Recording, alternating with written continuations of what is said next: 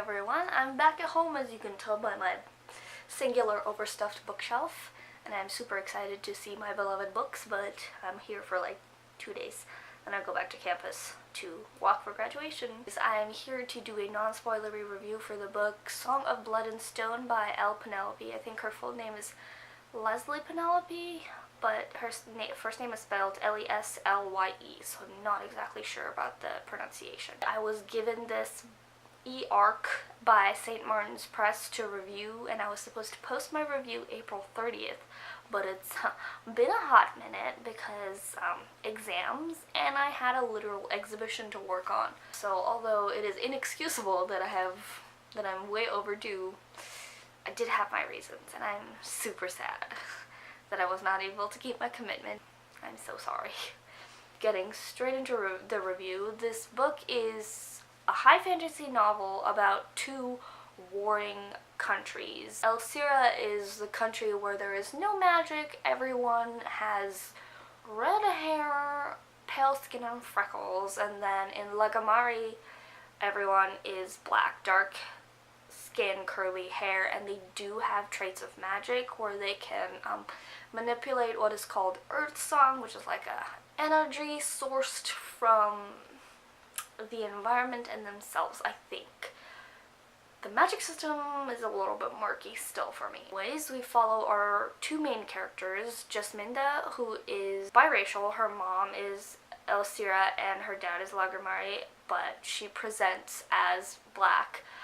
She is taken after her father and has magic as well, and she's orphaned and living alone, but her world kind of gets turned upside down when these soldiers from the other country come over with a captive, and things kind of get like really political from there. Jack, on the other hand, was a spy, and he's the captive that turns up at her place. He was on the verge of death but is saved by Jasminda, and they end up escaping, and they're caught up in this major political shebang about a brewing war between the two countries. The true father, who's ruling Lagamiri, is trying to take over both countries, and they're in like a race against time to try and figure out how to stop him from killing everyone. They're both in places where everyone is hostile towards them,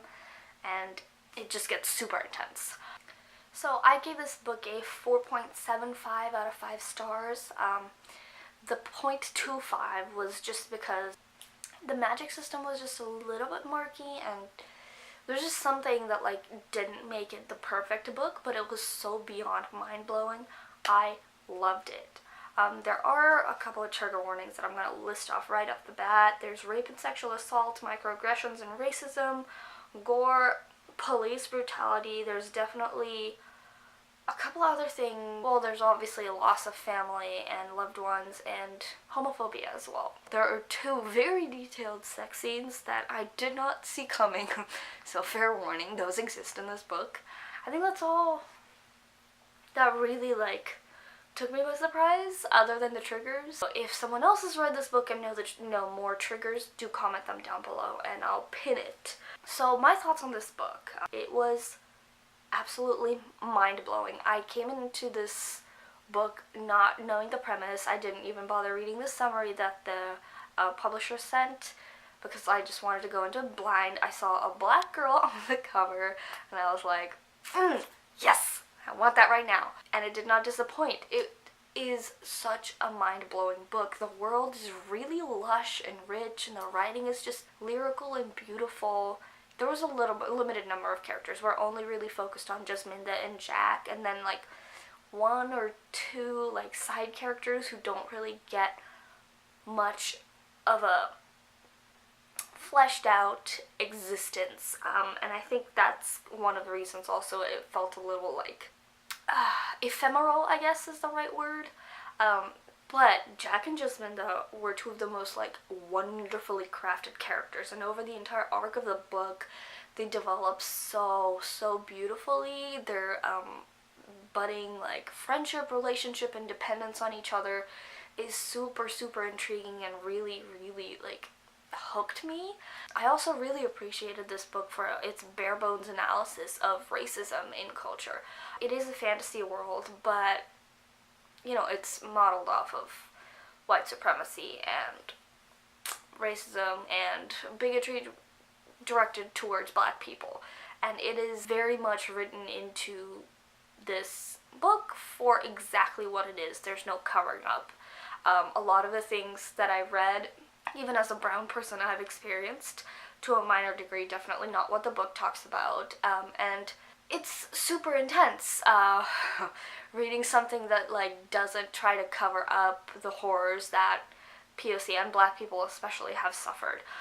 So in terms of like analyzing societal racism, it is so, especially like seeing this in fantasy and having it be called what it is. The term racism really isn't used because that's not like the central conflict, but like the aggression towards Jasminda as a black woman. It's woven into this fantasy story really well.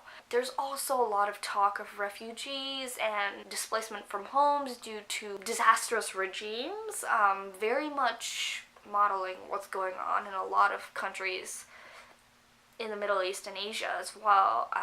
It's a very relevant book, and it talks about some really intense topics in a very nuanced and lyrical and honest way. That's just refreshing to see in fantasy, where it's not like, you know, covered up or tossed to the side. It is very intentionally a central part of this politically like focused fantasy book. It's great. This book is part of a 3-book series, but the entire narrative arc for these two characters kind of wraps itself up in this first book, or at least what I expected to happen over the arc of all 3 of these books happened in one book. Like the relationship building, like the resolution of the political conflict to a certain degree very much like finished itself off in one book. And I read the Goodreads summaries for the next 2 books, and those focus on different characters and are a different subsequent happening of what happens in this world in particular. I'm really excited to see where the narrative goes from here. The epilogue at the end of this book definitely tips off and sets up like the spark that's going to lead the narrative of the next book. I want to see how this political turmoil and this racism and inter-community hatred actually plays itself out after the ending of this first book. It's a complete book, so if you don't want to read the next 2, that is an option because it finishes itself. To see like the happenings of a war and the aftermath of a war is what's holding on, for me at least, is what's got me gripped into this story. It is just so good.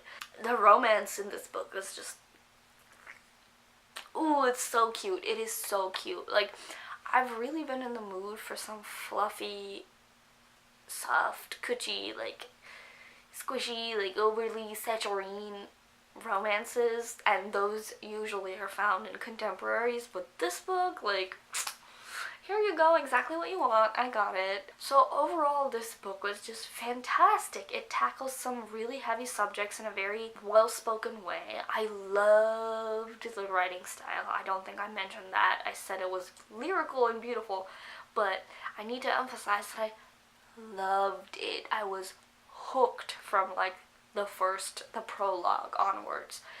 You do get traces of mythology and the magic system, but I'm hoping that a lot of that kind of evolves more in the next books as we see different characters, you know, grow in their own stories. It is so important to see a black woman at the forefront of a high fantasy book. It is also really important discussing interracial relationships through this novel. It does a really wonderful and very honest job as well. Again, I'm not the authority as a brown woman, not a black woman. I'm inexperienced in a lot of what this book is talking about. So if you are a black reviewer and get the chance to read this book, share your thoughts in the comments and I will definitely link your video in the description box. Yeah, that is all I have for you in this video. I hope it was a comprehensive review. And I will see you when I see you next.